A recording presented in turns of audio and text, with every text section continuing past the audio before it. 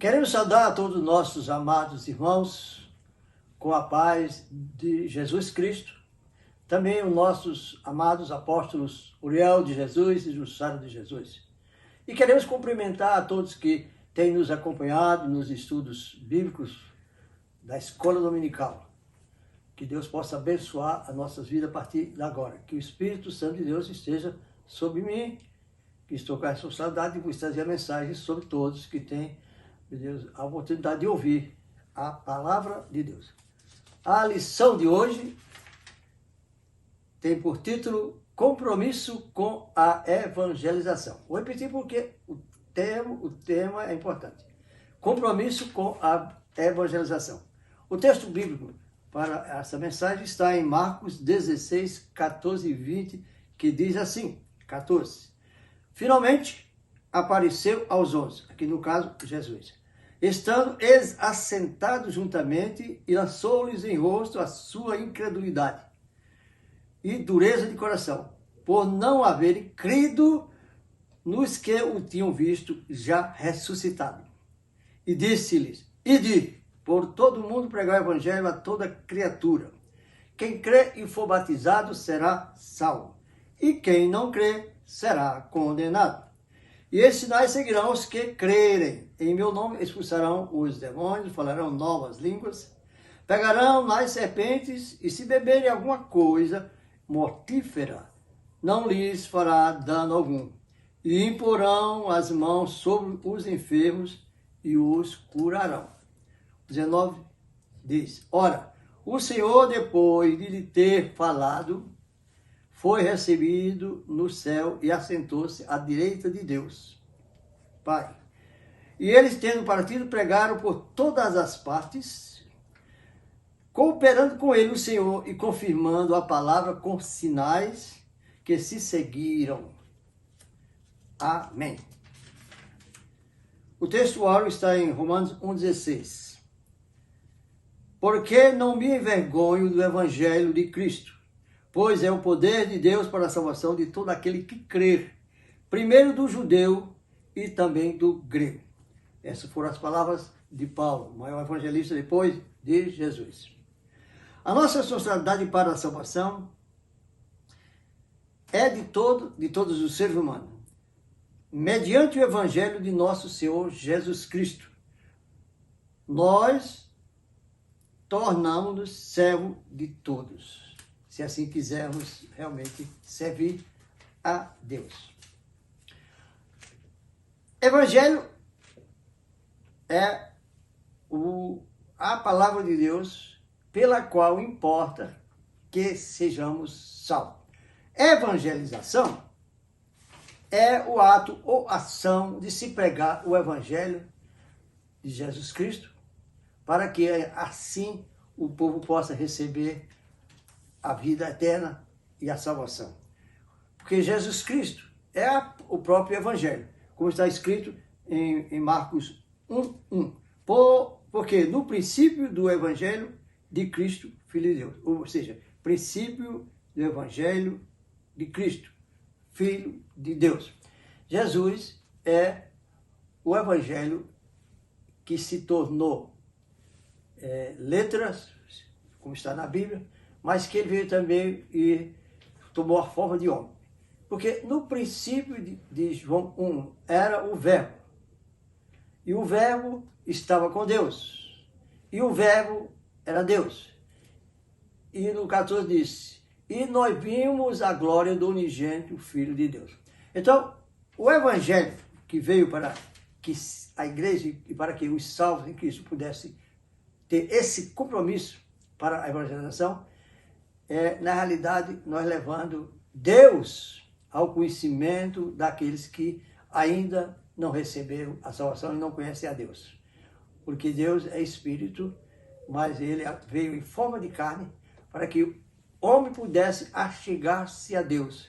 Uma vez que eu não podia ir aos céus para achegar-se a Deus, Deus enviou Jesus Cristo em forma de homem, para que assim o homem tivesse acesso a Jesus, o Filho de Deus, e pudesse receber a mensagem do Evangelho. O Evangelho chegou ao mundo com o nascimento de Jesus. Em Lucas 2, 10 e 11, diz assim: e o anjo, quando Jesus nasceu, e o anjo de Deus disse então: não temais, para os pastores que estavam no campo com as suas ovelhas, porque eis aqui, vos trago novas de grande alegria, que será para todo o povo.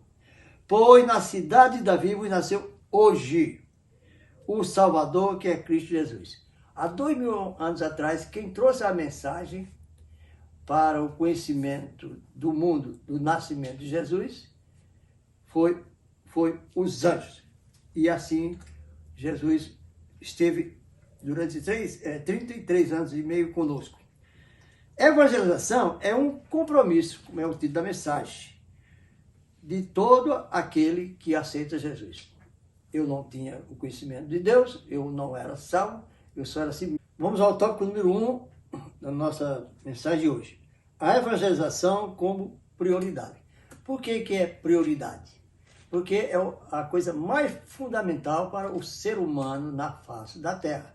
Pois trata-se da salvação da alma da pessoa, da vida, que é a verdadeira vida, que é a vida eterna, que existe para sempre. Não estamos falando aqui de uma vida secular, que alguns podem chegar e sobejar com 100 anos, mas é de uma vida eterna. E essa está na dimensão de ser salva ou ser condenado. O Evangelho não é uma mensagem alternativa. É uma mensagem que requer da nossa parte o quê? Aceitar. Porque é simplesmente aceitar.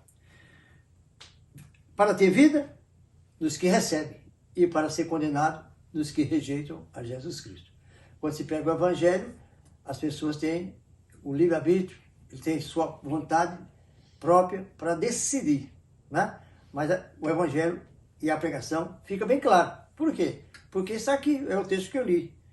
Em Marcos 16, 15, Jesus disse: e disse-lhe Jesus aos seus discípulos. Lembra que eu falei? Foi no momento que ele foi assunto ao céu, isso foi uma ordenança. Porque Jesus veio para salvar e resgatar o que se havia perdido. Ele foi ao céu e deixou a missão com os seus discípulos. E quando ele terminou de dar, isso foi a última ordenança, foi a última conversa que Jesus teve com os seus discípulos. Ele deu a ordenança e subiu imediatamente para os céus. E ele disse para eles assim: e disse-lhe, ide por todo o mundo pregar o evangelho a toda criatura. Que evangelho é este? Ele disse: evangelho de salvação, que Jesus veio da parte de Deus para pregar este evangelho. Vou estar falando isso lá na frente. E o 16 diz: quem crê, Jesus falando, e for batizado nesse evangelho que eu vim para salvar o pecador, será salvo, mas quem não crê será condenado. Eu pergunto, é prioritária essa mensagem? É. E é para toda a humanidade. Para quê? Para ter vida nos que receberam Jesus e para evitar a condenação da morte eterna. Quem decide é a pessoa, mas da parte de Deus já foi feito. Veja o que é que diz aqui a palavra de Deus, que está escrito, que eu vou ler aqui agora.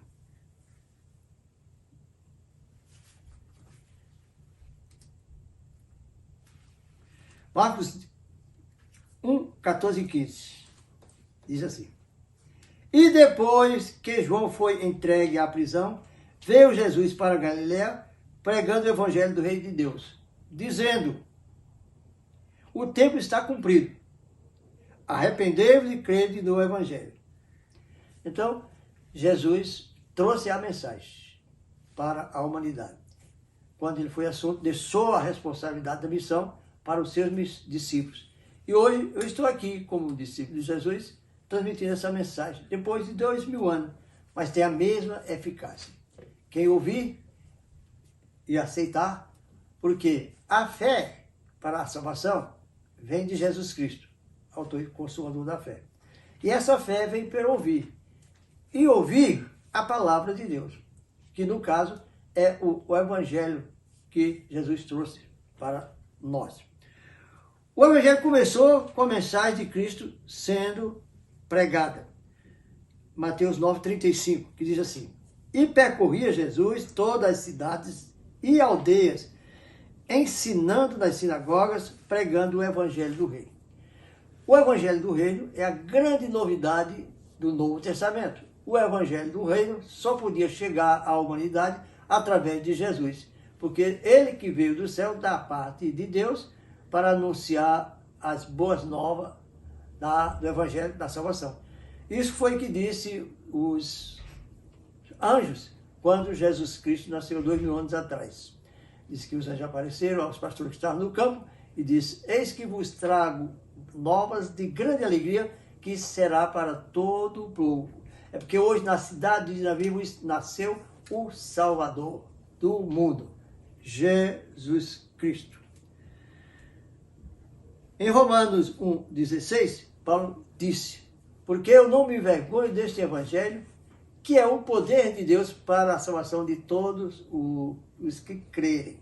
Primeiro os judeus, porque Jesus Cristo, sendo judeu, veio primeiro para os judeus e pregou primeiro para os judeus e deixou os seus discípulos, que eram os judeus, para dar continuidade a esta obra salvífica, esta obra da salvação, para que todo homem pudesse ser alcançado. Porque a salvação é para todos, mas somente os que aceitam Jesus a recebem. O ser humano recebe a salvação na pessoa de Jesus Cristo. Efésios 13 diz assim: em quem também vós estáis, depois que ouviste a palavra da verdade, o evangelho da vossa salvação, tendo nele também crido, foste selado com o Espírito Santo da promessa. Isso quer dizer, quando se ouve a palavra de Deus, então a pessoa passa a ter acesso a este reino de Deus, passa a ter acesso a essa vida eterna, passa a ter acesso a uma vida que Jesus disse: eu vim para que tenha vida e a tenha com abundância. Uma vida de alegria, uma vida de convicção, uma vida de fé, uma vida de esperança. Por exemplo, qual é a maior esperança que o homem tem aqui na face da terra? Nós que aceitamos a Jesus, temos a maior esperança, que é a bendita volta de Jesus Cristo, que prometeu, que foi, mas prometeu que vem nos buscar. Como ele disse em João 14, para que onde esteja, vós estejais também. Então não tem coisa mais auspiciosa. Porque a certeza de que vamos morrer, isso todo mundo tem. O pavor e o medo que a humanidade está tendo agora, por causa dessa epidemia, que são mortes e mais mortes, cada vez mais o homem está com medo de morrer. Mas aqueles que têm a Jesus, ele tem a esperança de que mesmo morrendo, que nós não somos eternos, ele irá ao encontro de Jesus. Mas a promessa maior é para todos, que um dia Jesus voltará para levar, arrebatar a igreja, ou seja, todos os salvos de todos os tempos, para definitivamente estar com ele lá nos céus. E por que tudo isso é importante? Porque qual é a condição do homem nesta terra? Eu vou lhe dizer. Em Romanos 6,23 disse: porque o salário do pecado é a morte. Porque o salário do pecado é a morte. Todos estão destituídos da glória de Deus, por causa da condição de pecador que somos. Mas, em compensação, em Romanos 3,23 disse: porque todos os pecados estão destituídos da glória de Deus, estão em pecado. É o 3,23. Agora, o 6,23, esse é importante. Porque o salário do pecado é a morte. Mas o dom gratuito de Deus é a vida eterna em Jesus Cristo. Então você passa de uma condição de condenados, sem escape, sem esperança, porque não há nenhum meio que se possa salvar, não há nenhum outro em que haja salvação, senão em Jesus Cristo, através do Evangelho que pregamos, e assim o homem passa realmente a ter a condição de ser salvo e perdoado dos seus pecados. A pregação do Evangelho é uma necessidade imperiosa porque existe salvação em Jesus. Então, ela é imperiosa porque existe o escape. Assim como esta vacina está dando uma esperança de ficar imune contra o vírus, mas logo depois, se a pessoa for vacinada, ele vai morrer lá na frente. Mas quem recebe Jesus Cristo e essa palavra, ele passa a ter vida eterna. Porque a vida daqui é passageira e a vida em Jesus Cristo é para toda a eternidade. 1 Timóteo 2,5,3 diz assim: porque não há Mas por quê? Há só um Deus e um só mediador entre Deus e o homem, Jesus Cristo. E esse é que pode salvar. E é este Jesus que pregamos. Ponto número 3 do nosso tópico 1. Uma agência legítima. Aqui agora eu vou falar de algo que representa o reino de Deus aqui na terra. E você já sabe o que se trata. É a igreja do Cordeiro. Jesus Cristo disse, né, que sobre esta pedra, referindo a Pedro, os homens, ele edificaria a sua igreja. A igreja é formada de pedras. Jesus é a pedra fundamental. Nós somos pedrinhas, vai juntando pedrinhas, nós formamos a igreja, que é o corpo de Cristo. E essa igreja tem a responsabilidade. A responsabilidade de pregar o evangelho é da igreja. Mas a igreja não é o nome, a denominação. A igreja somos todos nós, os crentes, que formamos o corpo de Cristo. Ele é o cabeça. E nós, o corpo, fazemos aqui agora a nossa missão que ele incumbiu de levar esse evangelho da salvação para todos. E eu dou glória a Deus por isso. Cada crente dos dias apostólicos, quando a igreja surgiu, era realmente um condutor. Ele realmente tinha esse compromisso da evangelização. Veja o que é que diz Atos 8,4. Mas os que andavam dispersos por toda a parte iam anunciando o evangelho, a palavra de Deus. Isso foi o começo da igreja, por isso ela cresceu. Tópico número 2 da nossa lição. Jesus morreu para salvar todos os seres humanos, indistintamente todos os seres humanos. Jesus não saiu do céu e saiu da sua glória e não veio e se formou carne e pagou o preço, substituindo, tomando nossa forma de pecador e tomando, que ele não pecou, mas tomou a forma do homem pecador, em carne, e não pecou. Mas ele, quando estava na cruz, tomou sobre si todos os nossos pecados. Então, todos os nossos pecados, naquele exato momento, ele levou sobre si. E quando ele levou sobre si, foi um momento mais crucial, em que ele, que em todo o tempo, nunca é unidade, Pai, Filho e Espírito Santo, disse que Deus virou as costas para Jesus. Ele disse, por que me desamparaste? É o momento em que ele estava assumindo todos os pecados da humanidade. Então ele morreu por todos os pecadores. Vou mostrar aqui, porque existe aqui duas teorias aqui, uma é verdadeira e a outra não, e vou estar explicando. E naquele exato momento, ele assumiu os pecados de toda a humanidade. Ponto número 1, a nossa teologia. Justamente para dar essas explicações teológicas. Teologia é o estudo de Deus, né? Teologia é o estudo de Deus.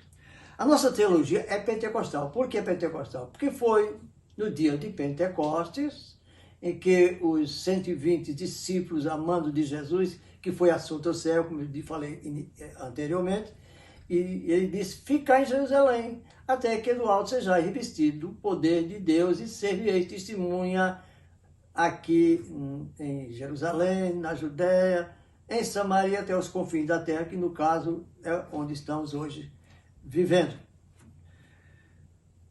E então,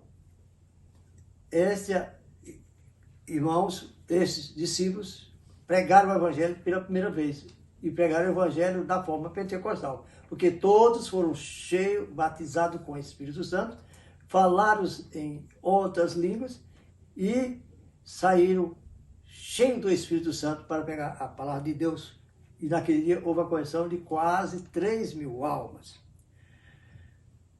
É evidência que o batismo do Espírito Santo é evidência do batismo do Espírito Santo é falar em novas línguas.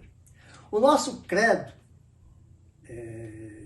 pentecostal diz que, apesar da pessoa alcançar a salvação, aceitar Jesus, ele poderá, se assim quiser, se desviar desse caminho. Pois Jesus disse no seu sermão profético, em Mateus 24, versículo 14, salvo engano, 13, 14, ele disse: aquele que perseverar até o fim será salvo. Então, essa é a nossa teoria da salvação.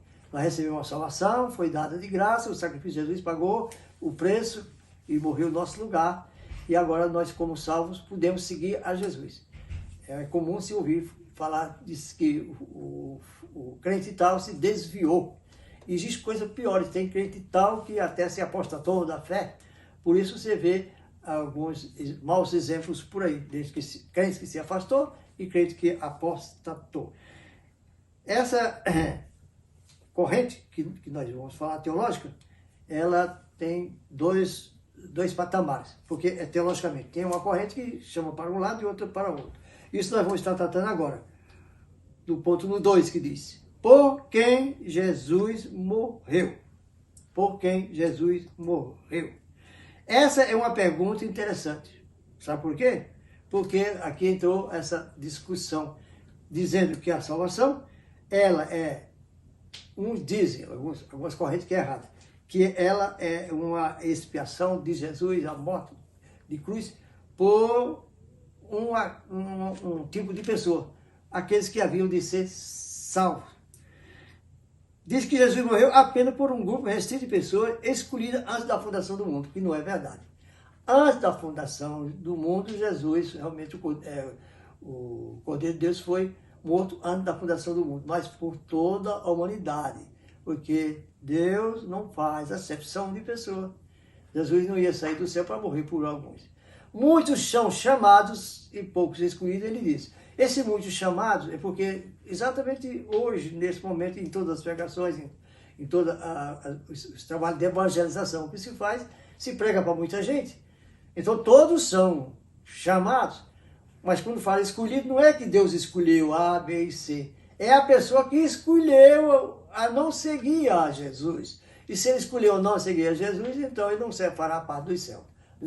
Então essa teoria aqui da expiação limitada, que Cristo tem uma expiação limitada para determinadas pessoas, é um fiasco. Agora, a verdadeira teologia da expiação de Cristo pelo nosso pecado para a salvação é a expiação ilimitada. Expiação ilimitada. A expiação ilimitada do sacrifício vicário de Cristo com sua morte é para toda a humanidade. Isso não se pode contestar. Jesus Cristo morreu por toda a humanidade. Isso sim. Veja o que está escrito em 1 João 4,14, que diz assim: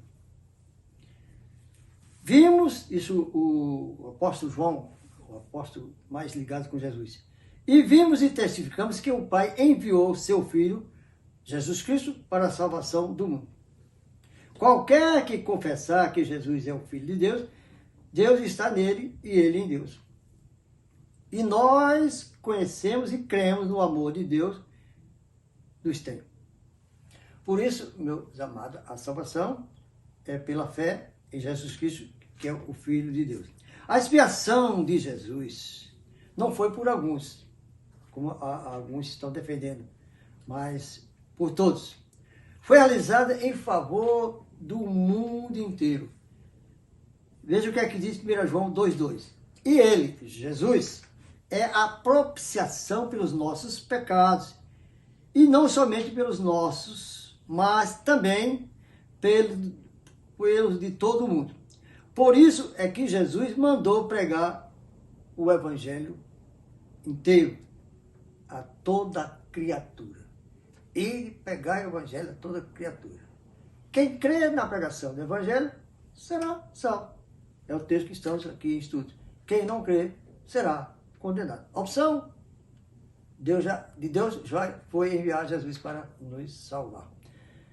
Agora, nós, querendo a salvação, vamos aceitar Jesus como nosso Salvador. E aí, tomaremos posse da vida eterna. A Bíblia diz 3 coisas importantes.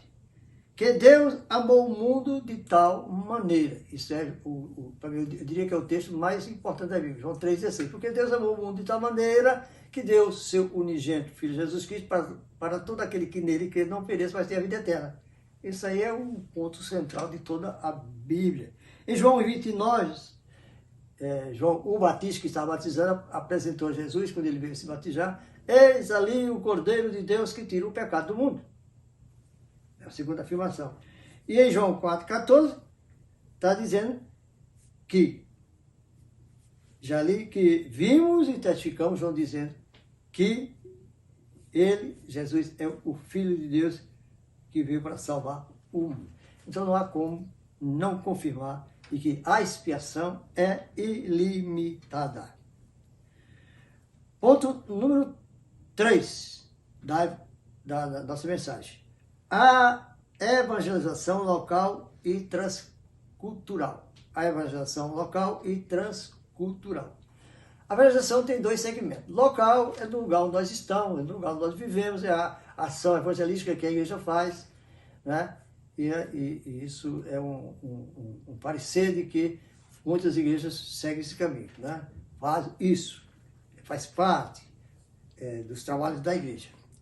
O Novo Testamento mostra que, no livro de Atos, destaca a obra missionária.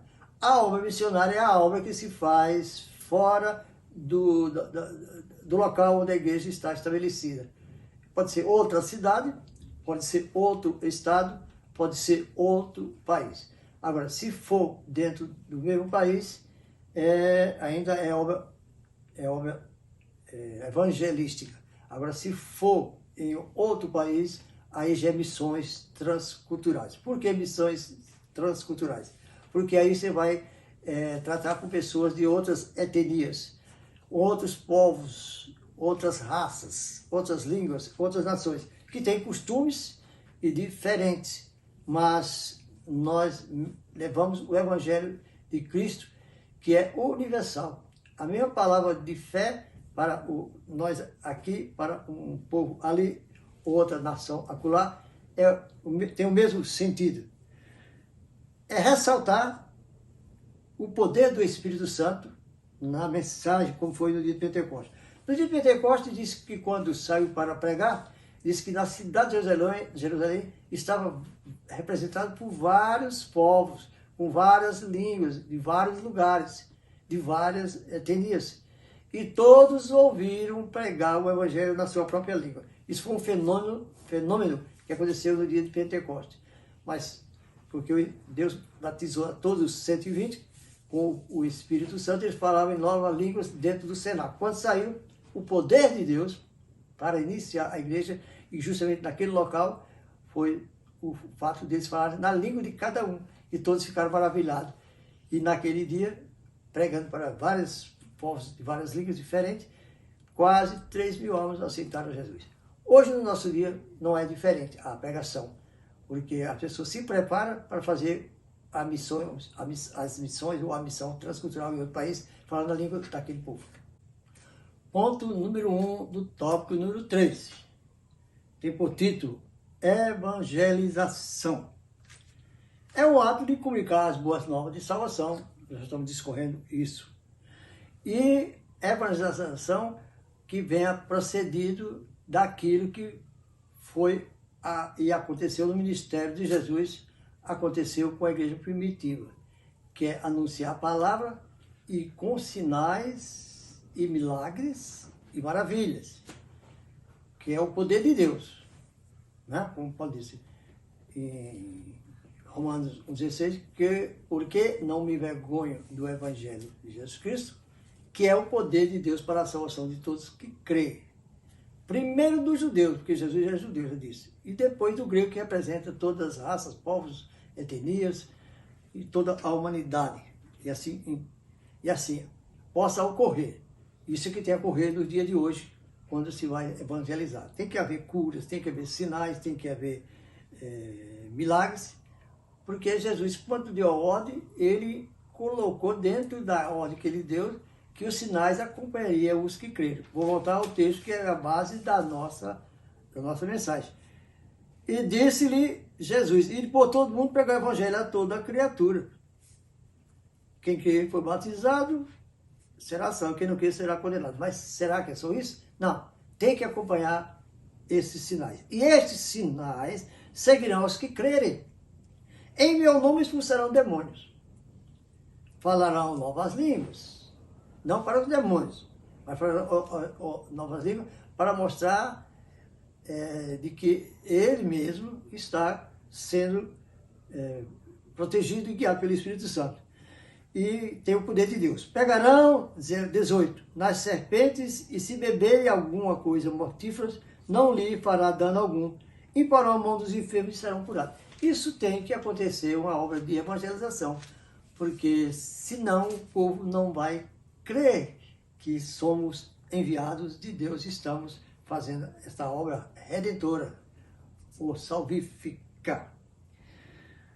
A ser acompanhada, então, de tudo isso e ainda mais. É acompanhada também de obras sociais. Em Atos 2,42 diz que aqueles irmãos que aceitaram Jesus, que formaram a igreja, diz que eles perseveravam na doutrina dos apóstolos. Sim, a doutrina é pentecostal. A doutrina é de que Jesus é o Salvador.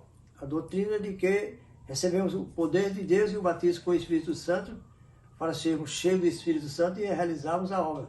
A doutrina é para que vivamos uma vida pia, uma vida santa, uma vida de adoração a Deus. Enfim, tudo aquilo que a igreja executa e que os crentes fazem parte dela como o corpo de Cristo.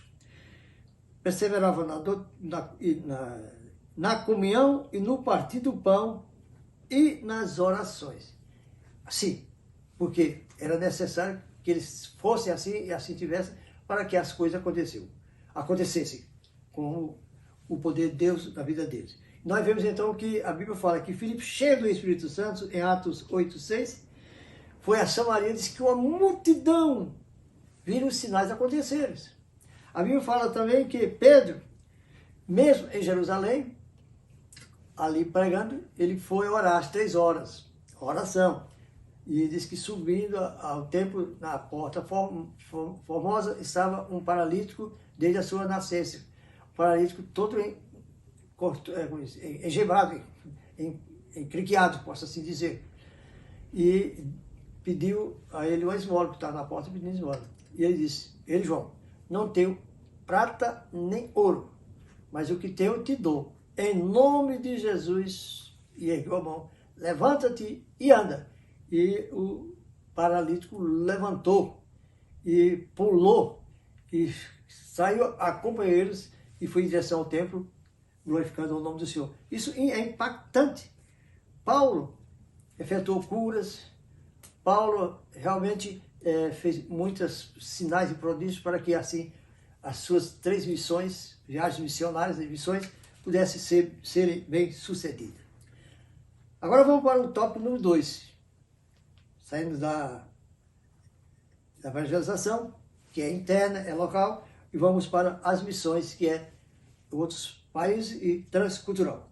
O trabalho do missionário é a evangelização, ou local, ou missões transculturais fora de outros países, entre as pessoas de cultura diferente, quando se trata de missões, de diferentes nações, diferentes povos, diferentes línguas e assim sucessivamente. O cristianismo não tem o objetivo de patronizar quando está fazendo missões lá fora. Não tem o objetivo de patronizar o mundo, nem destruir a cultura dos povos em que ele está evangelizando naquele país. Enfim, o objetivo tanto de evangelização como de missões é justamente levar as almas a Cristo e fazer com que aquela nação passe a cultuar a Deus. Mas, acima de tudo, é salvar, libertar e curar nessa missão que se está realizando naquele lugar ou naquela cidade. Paulo disse que, sendo livre, se fez servo de todos. Então, quer dizer, você tem que ter condições, conhecimento e estar capacitado no conhecimento da palavra para poder fazer missões. Veja o exemplo de Paulo, 1 Coríntios 9, do 19 ao 22, que diz assim. Muito importante, 9, do 19 ao 22, que diz assim. Essa é a missão de Paulo como missão transcultural que Paulo realizou. 19. Olha o que é que Paulo fez e agiu. Porque, sendo livre para com todos, fiz-me servo de todos, para ganhar ainda mais. No caso, as almas. 20. E fiz como judeu para os judeus, para ganhar os judeus, para os que estão debaixo da lei. Isso é os que têm religiões, né?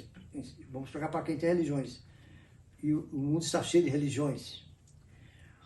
O 21. Para os que estão sem lei, como se estivesse sem lei. Não estando sem lei para com Deus. Quer dizer, você não sai da sua posição do que a doutrina evangélica manda. Você tem que cumprir as doutrinas bíblicas. Para ganhar os que estão sem lei. 22. Fiz-me como fraco para os fracos. Para ganhar os fracos, fiz-me tudo para todos, para pôr todos os meios chegar à salvação de alguns deles. E o 23, e eu faço isso por causa do Evangelho, para ser também participante dele. Quer dizer, o missionário tem que fazer a sua missão com dois propósitos. Um é manter a sua própria salvação a serviço de Deus, e a outra é trazer os que estão perdidos para ser alcançados pelo Evangelho e assim se salvar. Ponto número 3 do tópico número 3. O desafio hoje.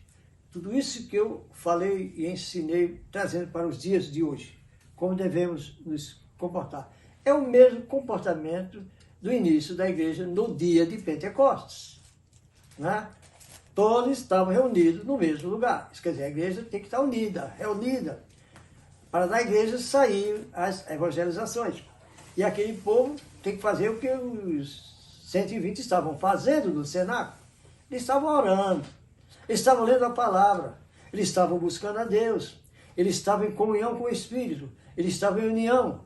Não se faz evangelismo com pessoas que não estejam dentro do próprio princípio bíblico estabelecido e que temos aí como exemplo.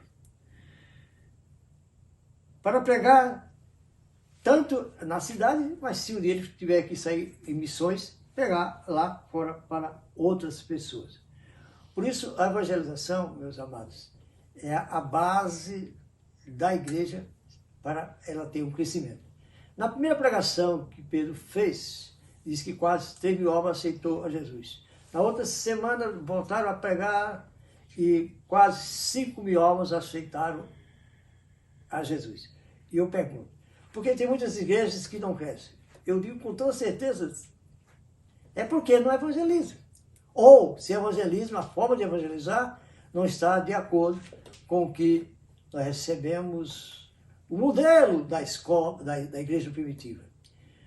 Assim nós podemos realizar a obra da evangelização com pessoas, com discípulos dedicados e que têm que pagar um preço. Mas acima de tudo, e aqui eu vou concluir, é que sejam cheios do Espírito Santo de Deus. Ser cheio do Espírito Santo de Deus quer dizer, é viver no padrão da doutrina bíblica. É depender do poder do Espírito Santo de Deus para realizar a obra. Não que você fez um curso de teologia e se considera um teólogo, mas porque você é realmente um servo de Deus. Concluindo a nossa mensagem de hoje, a Bíblia afirma que não existe salvação sem Jesus. Ponto final. Ele declarou, Jesus, eu sou o caminho, a verdade e a vida. Ninguém vê ao Pai, senão por mim. As boas novas do Evangelho e do poder de Deus para a salvação e libertação, ela vem porque você conhece a Bíblia. E se você conhece a Bíblia, você pode realizar esta obra de Deus. Portanto, amados irmãos, hoje há uma necessidade muito maior do que o da igreja primitiva. Na época, era 250 milhões. Mas Paulo, Barnabé, depois alguns outros companheiros, e aqueles que foram dispersos, saíram pelos outros países e outros até continentes e pregaram o Evangelho. Diz as estatísticas de que Paulo ganhou quase que todo, ou não ganhou, pregou o Evangelho para, então, a Ásia Menor. E o Evangelho tornou-se conhecido. E olha as dificuldades. Não tinha nada que pudesse contribuir para que se fizesse uma boa evangelização. Hoje estou aqui pregando e esse Evangelho está indo para todos os lugares através da internet. Não é verdade? Então eu posso alcançar. Então torna-se mais fácil. Mas o problema não é isso. É que todos os crentes da igreja, que é o corpo de Cristo, que forma a igreja, têm que ter o compromisso, que é o tema da aula de hoje, compromisso com a evangelização.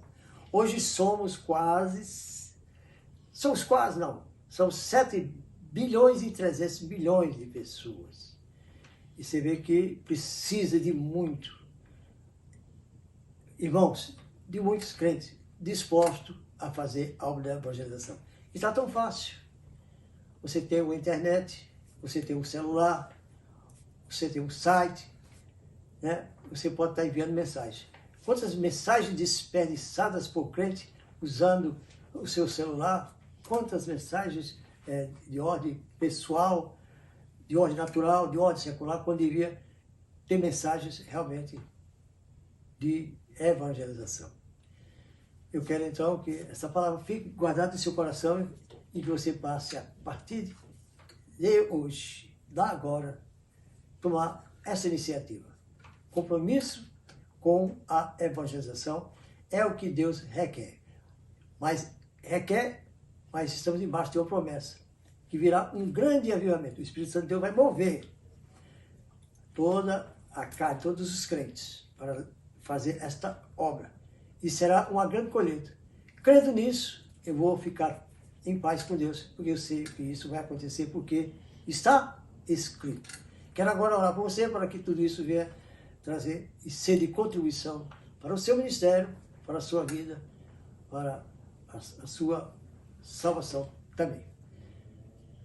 Bendito Deus e Pai, preguei a tua palavra conforme o teu Espírito me guiou a realizar, trouxe os textos que era necessário salientar, para que assim, pela palavra, pudesse haver convicção de que a necessidade é grande, de que nós somos pessoas que podemos ser instrumentos vivos na mão de Deus para realizar, assim como os teus filhos do passado puderam realizar, que os teus filhos do presente, no último século, possam realizar mais ainda, que todos possam ser iluminados e cheios do teu Espírito, e use de todas as formas, tecnologia, para chegar e alcançar muitas almas.